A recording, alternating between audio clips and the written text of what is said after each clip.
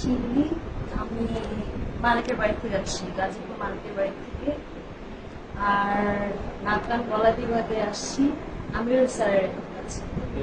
আমার গলার মধ্যে অনেক বড় একটা গলগণ্ড ছিল, যেটার জন্য চিকিৎসা নিতে আসছি। তো আমিরুল স্যারের চিকিৎসা নিয়ে আমি এখন অনেক খুশি। আমি আমার এই রোগটা নিয়ে অনেক ভুগছি, যার কারণে আমি ঘাড় এই পাশ নিতে পারতাম না, আমার এক সাইডে ছিল, যেটার কারণে আমি ঢোক গিলতে পারতাম না, খেতে পারতাম না, আর শুতেও পারতাম না। শুতে গেলে আমার পিঠের নিচে বালিশ দিতে হতো, মাথা তো রাখতেই পারতাম না। আর গলাও আমার নীল হয়ে গেছিল। আর মানে অনেক খেতে গেলেও আমার মানে গিলতে গেলেও আমার সমস্যা হতো। তো আমিরুল স্যারের কাছে এসে উনি আমার চিকিৎসা দিচ্ছে। অপারেশন করার পর আমি এখন অনেক সুস্থ, অনেক খুশি আছি।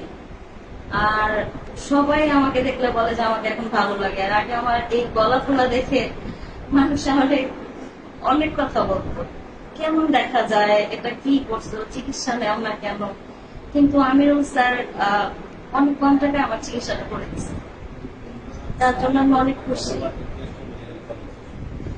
তো আমার একটাই কথা, যারা এখানে আসবে আমিরুল স্যার কাছে আসলে ওনারা খুবই স্যাটিসফাই হবে, ওনার চিকিৎসা নিয়ে খুব ভালো হবে।